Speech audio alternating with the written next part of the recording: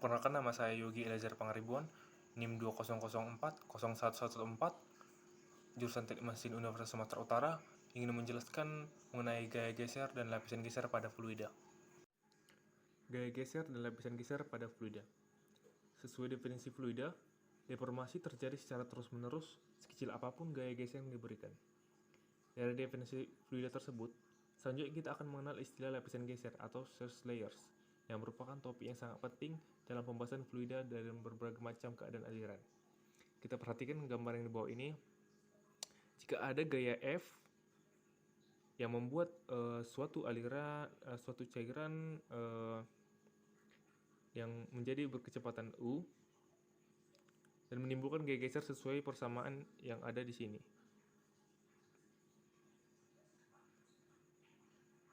Zat yang berada di antara plat dan permukaan padat memiliki kecepatan du.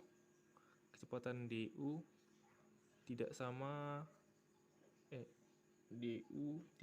dengan u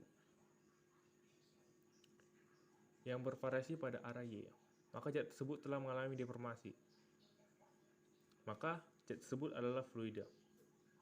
Kalau ini adalah platnya, ada plat, ini adalah u, ini adalah F gayanya, dan di sini ada du, di sini ada dy.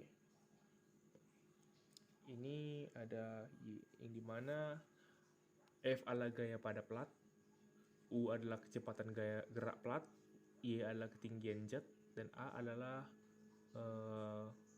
luas permukaan plat. Fluida yang berada pada gambar di bawah ini akan membentuk lapisan-lapisan geser yang akibatnya terjadi gradien kecepatan arah vertikal atau du per dy yang besarnya sebanding dengan gaya geser pada lapisan tersebut. Lapisan geser tersebut bisa digambarkan sebagai profil variasi kecepatan pada arah aliran sumbu Y. Kecepatan fluida pada dinding permukaan padat sama dengan 0, sedangkan pada dinding plat sama besar dengan kecepatan plat. Lantaran faktor dari permukaan padat dan plat tersebut. Besarnya kecepatan antara 0 dan U. Dan yang bukan fluida tidak menghasilkan profil kecepatan atau lapisan geser ini.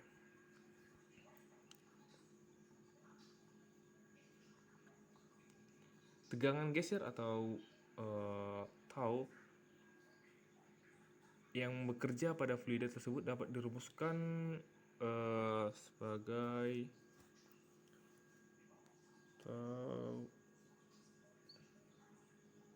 tau sama dengan F per A atau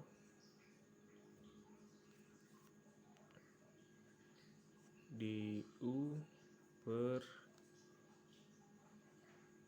dy. Lalu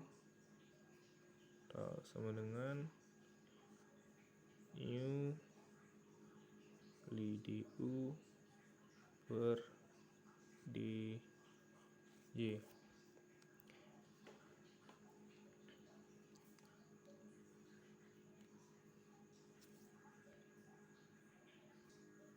Pada persamaan ini, tegangan geser yang dialami fluida sebanding dengan gradien kecepatan pada arah vertikal dengan faktor proporsionalitas sebesar mu. Faktor kesebandingan mu disebut viskositas atau kekentalan mutlak atau viskositas dinamika fluida. Jika dikaitkan dengan jenis fluida, maka setiap fluida yang memenuhi persamaan ini adalah fluida Newtonia. Yang tidak memenuhi persamaan ini tergolong sebagai fluida non-Newtonia.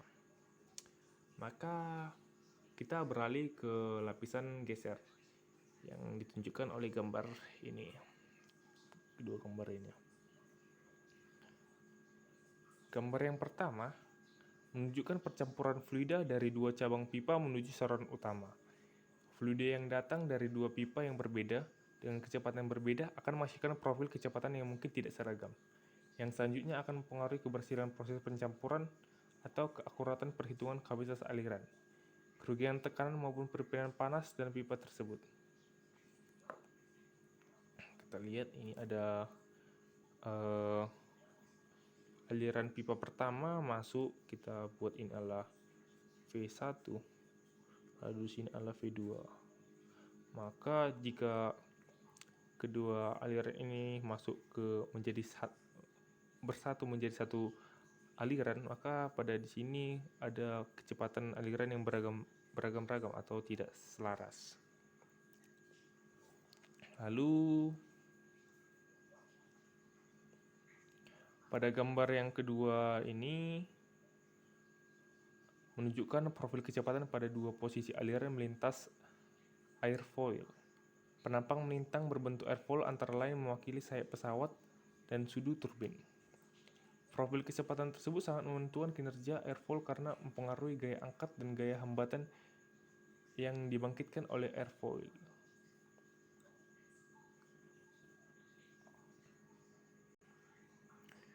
Kita lihat pada gambar ini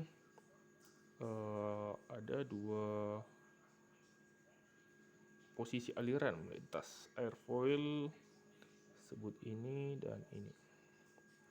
Maka pada bagian ini kita lihat secara jelas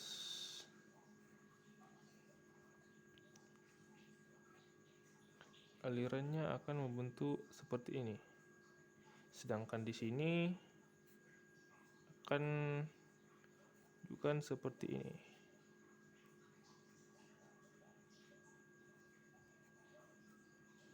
Jadi dia sedikit melengkung seperti ini. Sekian penjelasan ini, kita akan masuk ke soal. Soal yang pertama, sini terdapat sebuah batang besi. Kita anggap saja sebuah batang yang memiliki panjang 5 meter dan ditopang di dua titik yang berada di ujung-ujung batang yang ada di sini. Kita sebut itu R1 dan R2. Diberi tekanan 40 kN dari sisi 1 meter dari sisi kiri serta 60 kN dari 2 meter dari sisi kanan. Maka di sini kita kalikan 40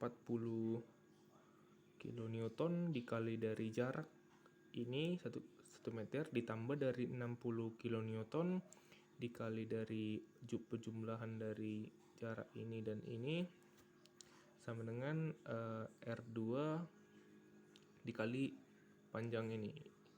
Maka kita dapatkan perkaliannya sama dengan 220 kN meter sama dengan 5 R2 meter. R2 sama dengan 44 kN. Maka dari persamaan F ke bawah sama dengan F ke atas, maka kita dapat persamaan R1 tambah R2 sama dengan 40 kN ditambah 60 kN. Maka dari ini kita dapat tadi R2-nya, kita dapat R2-nya 44 kN, kita masukkan ke persamaan ini, maka R1 tambah 44 kN sama dengan 100 kN. Maka R1 di persamaan ini sama-sama kita kurangkan 44, maka R1 sama dengan 56 kN. Ini R1-nya. Lalu untuk mendapatkan gaya gesernya, maka 44 kN ini adalah R2 dikurang dari tekanan ke atas ini, maka kita dapat minus 16 kN. Lalu soal yang kedua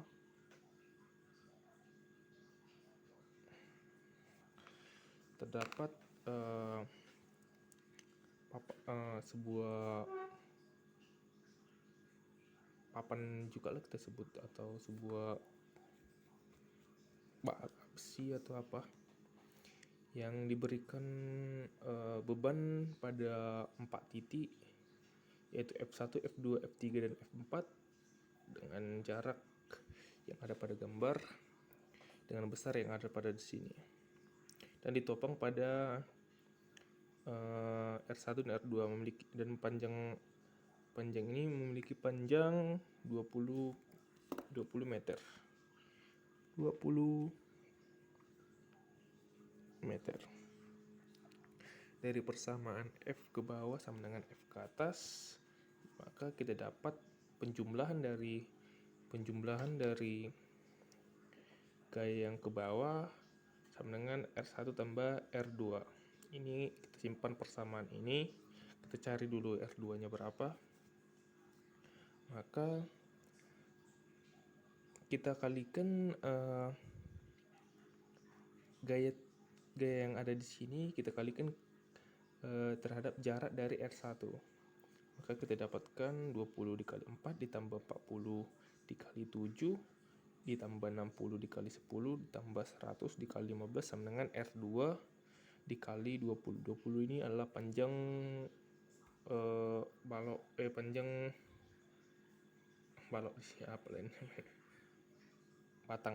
panjang batang. Maka kita dapat penjumlahan ini adalah 2460 sama dengan 20 R2. Maka R2 sama dengan 123 kilo Newton. Maka kita masukkan ke persamaan satu tersebut. Persamaan satu ini 220 kilo Newton sama dengan R1 ditambah sini sebenarnya R2, maka kita ganti R2 nya menjadi 123 kilo Newton. Maka R1 sama dengan 77 kilo Newton. Maka untuk mendapatkan gaya gesernya, gaya ke atas dikurang gaya ke bawah, maka 77 kilo Newton dikurang 60 kilo Newton, kita dapat 13 kilo Newton. Pertanyaan ketiga, apa dampak dari fluida yang datang dari dua aliran yang tidak memiliki kecepatan yang sama? Dampak dari dua aliran yang tidak memiliki kecepatan sama, misalnya ada dua pipa yang mengalir menjadi pada pipa yang sama, maka dampak yang dapat terjadi adalah dapat terpengaruhnya keberhasilan proses pencampuran atau keakuratan perhitungan kapasitas aliran, serta kerugian tekanan maupun perpindahan panas dalam pipa tersebut. Kerugian tekanan ini bisa menyebabkan kebocoran yang sering kita lihat, adanya perbaikan pipa yang diakibatkan dari tekanan yang dapat merusak atau dapat membocorkan pipa tersebut.